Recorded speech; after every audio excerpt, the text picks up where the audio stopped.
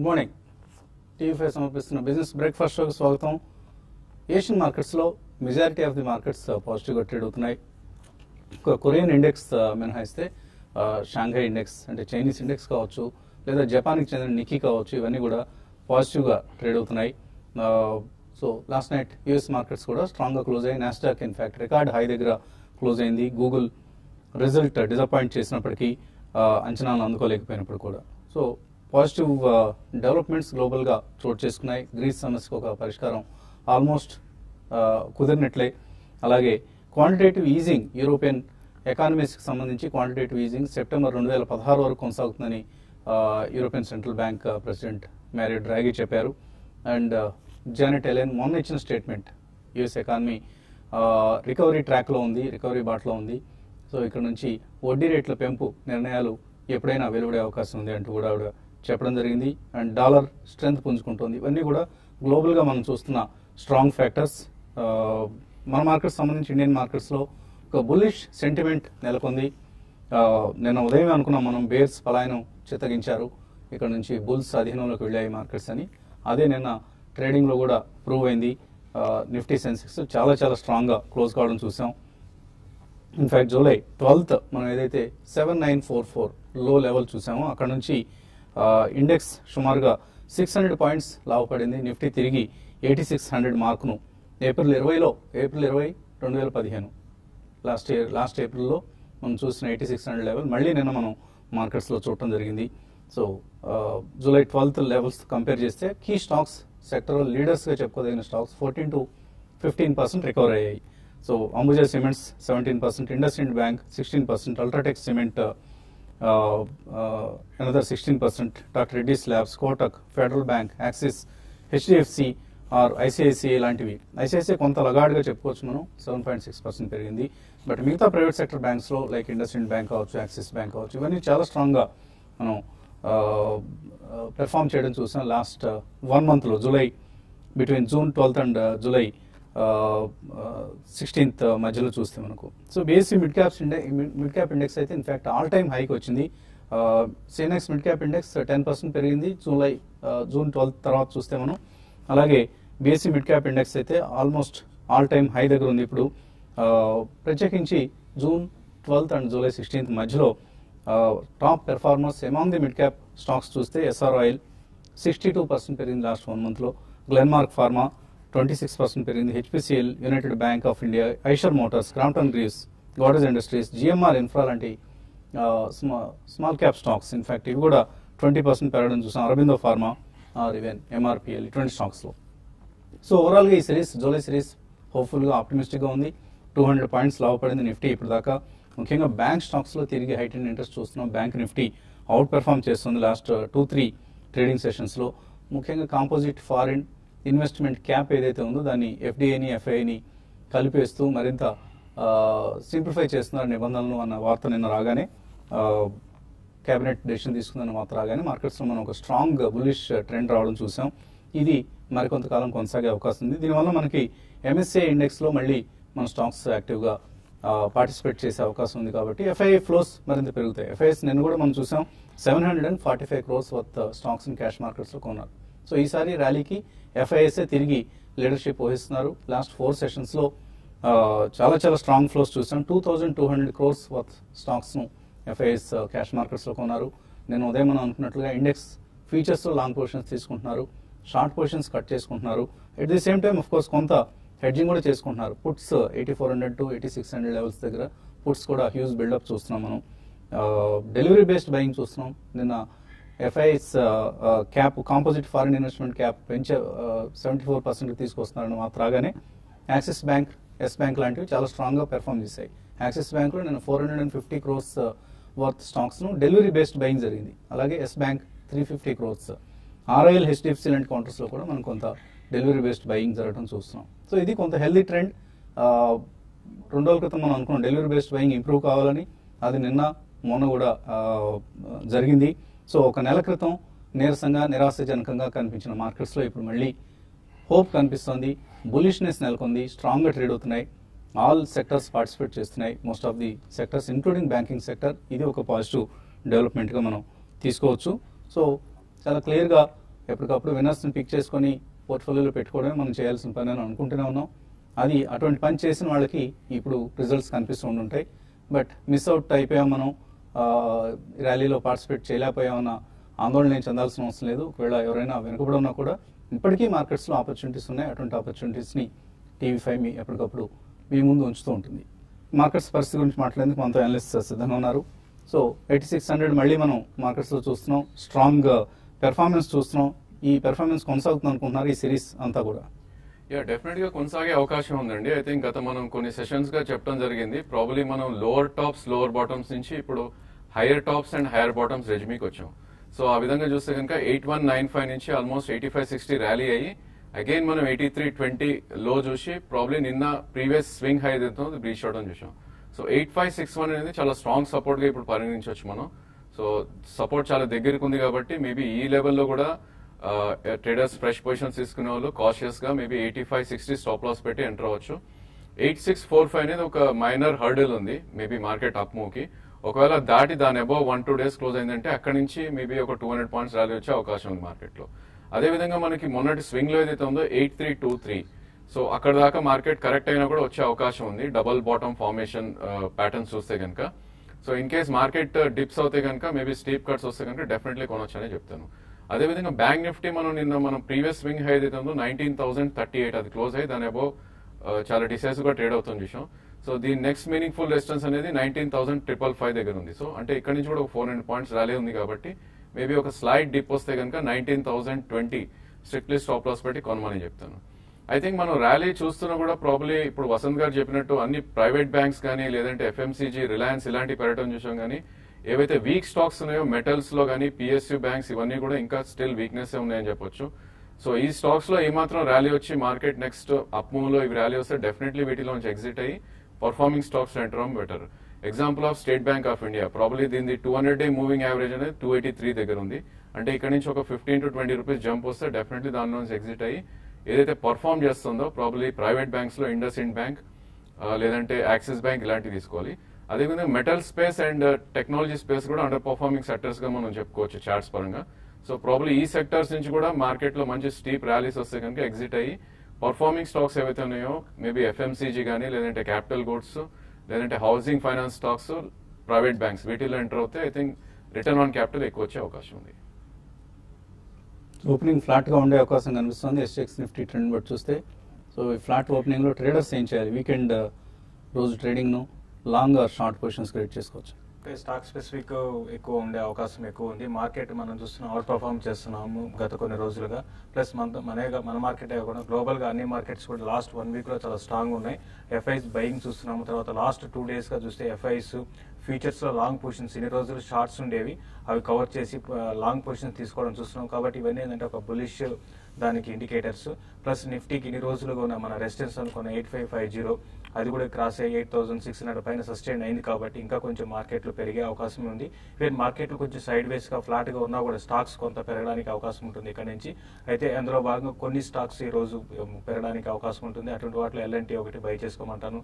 తర్వాత ఎయిర్టెల్ ఒకటి 425, 426 ఆ లెవెల్స్ కానీ క్రాస్ కాగలిగితే ఇంకా పెరగచ్చు. తర్వాత ఇన్వెస్ట్మెంట్ కి షార్ట్ టర్మ్ ఇన్వెస్ట్మెంట్ కి మన రిజల్ట్ బాగా చేసిన బయోకెమ్ ఒకటి కరెక్ట్ అవర్స్ లో బై చేసుకోవచ్చు. ఈవెన్ TVS మోటార్స్ కూడా బై చేసుకోవచ్చు. అదేవిధంగా కొన్ని షార్ట్స్ కూడా చేసుకోమని చెప్తాను. లైక్ టాటా మోటార్స్ ఒకటి లాస్ట్ 2 days కొంచెం అప్ అండ్ ఉన్నా కూడా మళ్ళీ ఈ రోజు వీక్ అయ్యే అవకాశం ఉంది. సేల్స్ ఫిగర్ చాలా డిసప్పాయింట్మెంట్ చేసింది. కాబట్టి టాటా మోటార్స్ ని హెవీ ర్యాలీలో సెల్ చేయమంటాను. అయితే కమాడిటీ స్టాక్స్ లో కొంత ఇక్కడ నుంచి పెరగచ్చు. లైక్ హిండాల్కో కానీ తర్వాత టాటా స్టీల్ కానీ ఓవర్సోలో ఉన్నాయి. జిందాల్ స్టీల్ అండ్ పవర్ కూడా కొంచెం పెరగచ్చు. గ్లోబల్ కూడా కమాడిటీ ప్రైస్ లాస్ట్ 2 days లో కొంత ఇంప్రూవ్ అయింది. అదొక కారణం అని చెప్పొచ్చు. కాబట్టి వాటి కొంచెం రిస్క్ తీసుకునే వాళ్ళు వాటిలో లాంగ్ పొజిషన్ తీసుకోమంటాను. ఎవరైతే షార్ట్స్ ఉన్నారో వాళ్ళు బెటర్ ఏంటంటే స్టాక్స్ ని పెట్టి కవర్ చేసుకోమంటారు. ఎందుకంటే మార్కెట్స్ ఇంత పెరిగాయి కదా ఇంకేం పెరుగుతాయి అనే ఉద్దేశం కాకుండా మార్కెట్స్ అప్ ట్రెండ్ ఉంది కాబట్టి అప్ ట్రెండ్ లో కంటిన్యూగా లాంగ్ పొజిషన్ తీసుకోమంటాను. ఈవెన్ బ్యాంక్ నిఫ్టీ కానీ చూస్తే నిన్నటి రోజు చాలా మంచి బ్రేక్అవుట్ వచ్చింది. అయితే ఈ రోజు కొంచెం బ్యాంక్ నిఫ్టీ హై లెవెల్ కొంచెం సెల్లింగ్ రావడానికి అవకాశం ఉంది. బ్యాంక్ నిఫ్టీలో లాంగ్ పొజిషన్ తీసుకోవచ్చు. బ్యాంకింగ్ స్టాక్స్ లో ICICI బ్యాంక్ ఒకటి ఈ రోజు ఇంటర్డేలో కొంచెం పెరగచ్చు. అది 320 ఆ లెవెల్ కానీ క్రాస్ అయ్యిందంటే 324 దాకా రావచ్చు. దాంట్లో కూడా 315 దగ్గర స్టాప్ లాస్ పెట్టుకుని లాంగ్ పొజిషన్ తీసుకోమని చెప్తాను. సో 4 స్టేట్ రన్ ఇన్సూరెన్స్ ప్రభుత్వ రంగానికి చెందిన ఇన్సూరెన్స్ కంపెనీలు national insurance, oriental insurance, new India United India insurance, ఈ 4 కంపెనీల మీద కాంపిటీషన్ కమిషన్ ఆఫ్ ఇండియా 671 కోట్ల రూపాయల పెనాల్టీ విధించింది. ఈ 4 సంస్థలు ప్రైవేట్ కంపెనీలతో మేమెందుకు తీసుకోవాలన్నట్లుగా కార్టెల్ అయిపోయి కేరళ రాష్ట్రానికి చెందిన రాష్ట్రీయ స్వాస్థ్య బీమా యోజన, దీనిలో వాళ్ళు 4 కంపెనీలు లీడర్షిప్ తీసుకోవడం కోసం, ఆ కాంట్రాక్ట్ దక్కించుకోవడం కోసం టెండర్ ప్రక్రియలో కుమ్మక్కై ఎక్కువ ప్రీమియం కోట్ చేసి ఆర్డర్ చేజిక్కించుకోవడానికి ప్రయత్నం చేశారని వాళ్ళకు కాంపిటీషన్ కమిషన్ ఆఫ్ ఇండియాకి ఫిర్యాదు రావటం, ఈ కంపెనీల మీద ఇటువంటి జరిమానా విధించడం జరిగింది, పెనాల్టీ విధించడం జరిగింది. So beware of public sector insurance companies. ప్రత్యేకించి మనం లాస్ట్ మంత్ కూడా మనం కొన్ని సూచనలు ఇవ్వడం జరిగింది. ఓరియంటల్ ఇన్సూరెన్స్ కంపెనీ ఏ విధంగా బీమా పాలసీదారుల క్లెయిమ్స్ రిజెక్ట్ చేస్తుందో, థర్డ్ పార్టీ కంపెనీస్ని అడ్డు పెట్టుకొని ఎట్లా అయితే క్లెయిమ్స్ను నిరాకరిస్తూ ఉందో ఆ అంశాన్ని మనం హైలైట్ చేయడం జరిగింది. ప్రస్తుతం కాంపిటీషన్ కమిషన్ ఆఫ్ ఇండియా కూడా ఇటువంటి ఛార్జెస్ని రుజువు చేస్తూ ఒక డెసిషన్ తీసుకుంది, పెనాల్టీ విధించింది. So public sector insurance companies వీటికి దూరంగా ఉండండి. ఆ కంపెనీల్లో బీమా పాలసీ చేయించుకొని ఇబ్బంది పడే కంటే కూడా, ప్రత్యేకించి ఓరియంటల్ ఇన్సూరెన్స్ వంటి సంస్థల నుంచి ఇబ్బంది పడే కంటే కూడా ప్రైవేట్ సంస్థలను సెలెక్ట్ చేసుకోండి. ఇన్ఫాక్ట్ ఇలా చెప్పుకోవాల్సి రావడం విచారకరం మనకు, బట్ స్టిల్ తప్పని పరిస్థితి. పాలసీదారుల ప్రయోజనాలు మనకు ముఖ్యం కాబట్టి మెడిక్లెయిమ్ లాంటి పాలసీలు తీసుకున్నా లేదా ఇతర జనరల్ ఇన్సూరెన్స్ ఫెసిలిటీస్ తీసుకున్నప్పుడు avoid 4 general public insurance companies, especially oriental insurance company. You go to say Apollo Munich, లేకపోతే మ్యాక్స్ బూపా, ఇటువంటి కంపెనీస్కి వెళ్ళండి. హెల్త్ ఇన్సూరెన్స్ కానీ, లేదా ప్రాపర్టీ ఇన్సూరెన్స్ కానీ, యాక్సిడెంటల్ ఇన్సూరెన్స్ కానీ, ఇటువంటి సదుపాయాలు తీసుకునేటప్పుడు avoid public sector companies. Callers లైన్లో ఉన్నారు. ఫస్ట్ కాలర్ భీమవరం నుంచి నాగేశ్వరరావు. హలో. హలో, అడగండి నాగేశ్వరరావు. సార్ నేను హెచ్సిసి తీసుకున్నాను సార్, 3000 షేర్లు. ఏదండి? హెచ్సిసి. ఎన్సిసియా? హెచ్సిసి హెచ్సిసి అండి. హెచ్సిసి యాక్చువల్ గా ముందు ఎన్సిసి తీసుకున్నానండి, అది తరగపోతే అది అమ్మేసి హెచ్సిసి 3000 షేర్లు 25,500 దగ్గర తీసుకున్నాను సార్. అవి ఉంచమంటారా ఏంటి పరిస్థితి? ఎంతకాలం హోల్డ్ చేద్దాం అనుకుంటున్నారు ఈ హెచ్సిసి? పర్వాలేదండి, మా బాగుంటుందంటే ఉంచుతారనుకుంటున్నాను. అదే మీరు మరి నెల 2 నెలల్లో పెరగాలంటే ఇవి పెర్ఫామ్ చేసే స్టాక్స్ కాదండి. ఎన్సిసి అయినా హెచ్సిసి అయినా మీకు కొంచెం లాంగ్ టర్మ్ వ్యూ ఉండాలి. అట్లీస్ట్ 1 to 2 years హోల్డ్ చేయగలిగితే చెప్పండి.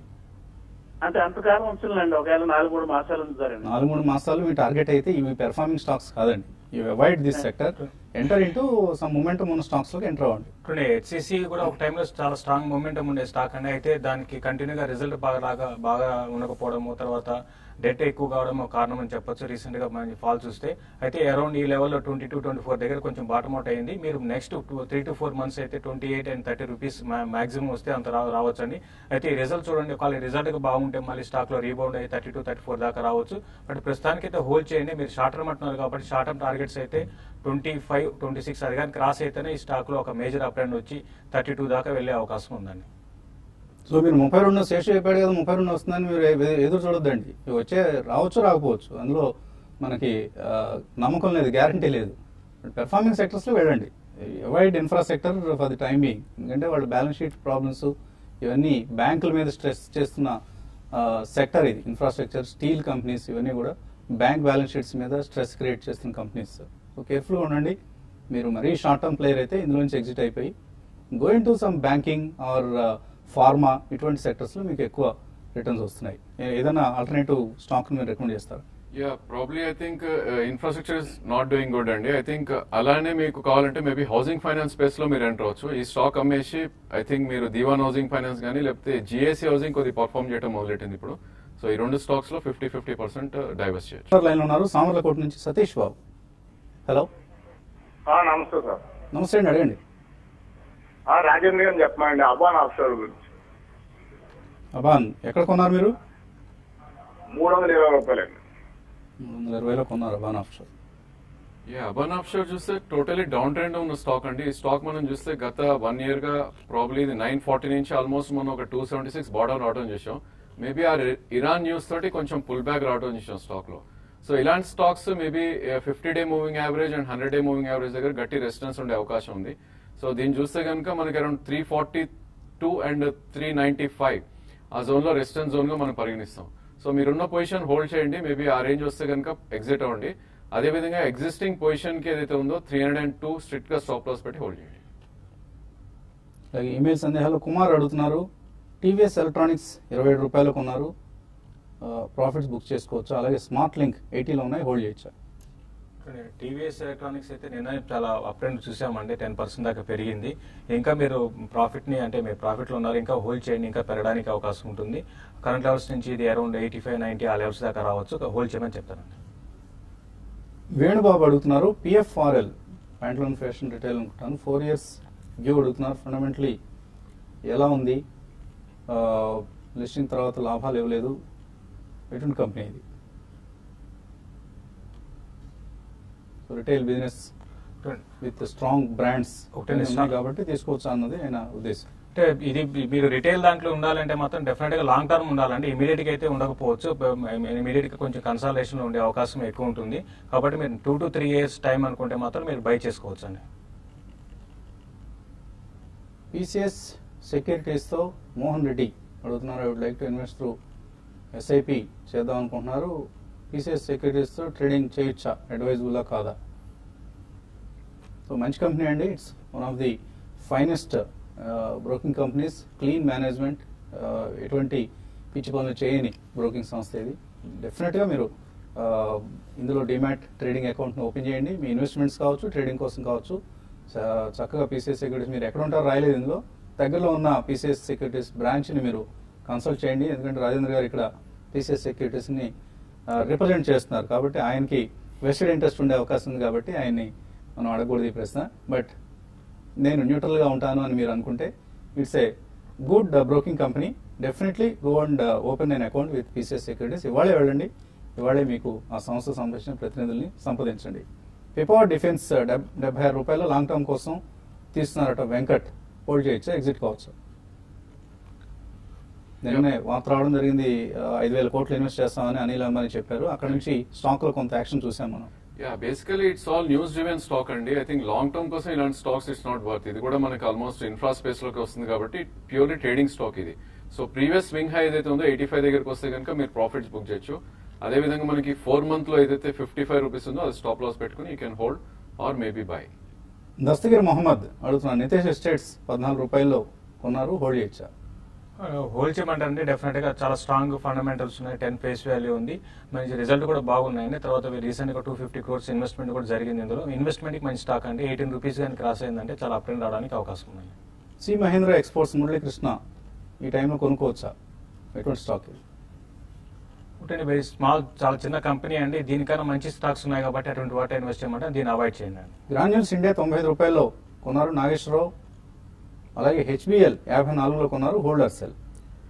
ప్రాబ్లీ రెండు కూడా హోల్డ్ అండి. ఇది మనం లాస్ట్ 4-5 days గా ఒక మేజర్ బ్రేక్అవుట్ స్టార్ట్ అని చూసాం, ఒక 3 to 4 months కన్సాలిడేషన్ తర్వాత. సో గ్రాన్యూల్స్ 92 స్టాప్ లాస్ పెట్టి హోల్డ్ చేయండి. 103 దాటిందంటే 120 దాకా వెళ్ళే అవకాశం ఉంది. అదేవిధంగా హెచ్బిఎల్ 48-60 స్టాప్ లాస్ పెట్టండి, మేబీ ప్రీవియస్ హై 62-65 దాకా వెళ్ళే అవకాశం ఉంది. శివ్ కుమార్ హోల్డ్ చేస్తున్నారు, డిస్ట్రిన్ ఫార్మా 134లో, ఓరియంట్ సిమెంట్ 163లో, ప్రాఫిట్స్ బుక్ చేసుకోవచ్చా? డిష్మెన్ ఫార్మా రేపు రిజల్ట్ ఉన్నాయండి, మీరు ఈ రోజు అనుకుంటే ఓకే, ఈ రోజు రిజల్ట్ ఉన్నాయి, రిజల్ట్ తర్వాత చూడండి, రిజల్ట్ తర్వాత స్టాక్ ఈ లెవెల్లో ఉంటే మాత్రం మీరు హోల్డ్ చేయండి, లేదంటే మాత్రం రిజల్ట్ డిసప్పాయింట్మెంట్ మాత్రం అయితే మాత్రం కొంచెం లాంగ్ టర్మ్ కోసం అయితే ఎగ్జిట్ కమని చెప్తాను. ఓరియంట్ సిమెంట్ కూడా రిజల్ట్ ఒకసారి గమనించండి. ఓరియంట్ సిమెంట్ సెక్టర్ లో కొంత యాక్టివ్గా ఉండే స్టాక్ ఇది. భార్గవ్ సిద్ధార్థ్ అడుగుతున్నారు, ఓకే మల్టీ బ్యాగర్స్ గురించి అడుగుతున్నారు. JK tyres, Suzlon energy, SBI, RCom ఇవి మల్టీ బ్యాగర్స్ అయ్యే అవకాశం ఉందా? శిరీష్ అడుగుతున్నారు. I think SBI and RCom అయితే డెఫినెట్లీ మల్టీ బ్యాగర్స్ అయితే అనిపిదండి. మేబీ సుజలాన్ మనకి 2-fold or 3-fold వెళ్ళే ఛాన్స్ ఉంది. బట్ స్ట్రిక్ట్లీ ఇది కూడా హై బీటా స్టాక్ కాబట్టి 18 రూపీస్ స్టాప్ లాస్ పెట్టుకోండి. 3 to 4 years హోల్డ్ చేస్తే మేబీ 60 to 70 దాకా వెళ్ళే అవకాశం ఉంది. సల్లా లోకేష్ అడుగుతున్నారు, ఐడిబిఐ బ్యాంక్ 83లో, లావోపోలా 495లో కొన్నారు, హోల్డ్ చేయొచ్చా? ఐడిబిఐ బ్యాంక్ కన్నా మీరు వేరే బ్యాంక్ సెలెక్ట్ చేసుకోమంటే మరీ ముఖ్యంగా ప్రైవేట్ బ్యాంక్స్ నిన్న కూడా చూసాం, ప్రైవేట్ బ్యాంక్స్ బాగున్నాయి కాబట్టి మీరు ర్యాలీస్ లో ఎగ్జిట్ అయిపోయి ప్రైవేట్ బ్యాంక్స్ లో ఇన్వెస్ట్ చేయమంటారు. లోపాల మాత్రం ఇన్వెస్ట్మెంట్ కి హోల్డ్ చేయమని చెప్తాను. విజయలక్ష్మి పెనుకోండ నుంచి కేఎస్సి లిమిటెడ్ 1100 రూపాయలు కొందాం అనుకుంటున్నారు, కొనొచ్చా? మంచి కంపెనీ అండి, fundamentally good company, maybe declines లో తీసుకుంటూ ఉండండి. ఇప్పుడు కాకపోయినా ఆల్మోస్ట్ లైఫ్ టైమ్ హైకి దగ్గరగా ఉన్న స్టాక్ ఇది KSC limited, one of the best companies in this sector. Chandu అడుగుతున్నారు వీర్ ఎనర్జీ కొన్నారట ₹4 కొన్న స్టాక్ గురించి మనం కామెంట్ చేసేంత సీన్ ఉండదండి దానికి. అశోక్ లేలాండ్ ₹76 కొన్నారు. చరణ్ ఏం చేయాలి? ప్రాబ్లీ అప్ ట్రెండ్ లో ఉన్న స్టాక్ అండి, మీరు హోల్డ్ చేయండి. స్టాప్ లాస్ కూడా అవసరం లేదు దీనికి. మేబీ 67-60 చూస్తే యావరేజ్ చేయండి. ప్రాబ్లీ 80 to 85 దాకా నెక్స్ట్ 1.5 year వెళ్ళే అవకాశం ఉంది. ఇంకా చాలా మెయిల్స్ మిగిలిపోయి సమయం కూడా మించిపోయింది. ఇది ఇవాల్టి బిజినెస్ బ్రేక్ఫాస్ట్ షో. మధ్యాహ్నం స్మార్ట్ ఇన్వెస్ట్లో మళ్ళీ కలుద్దాం.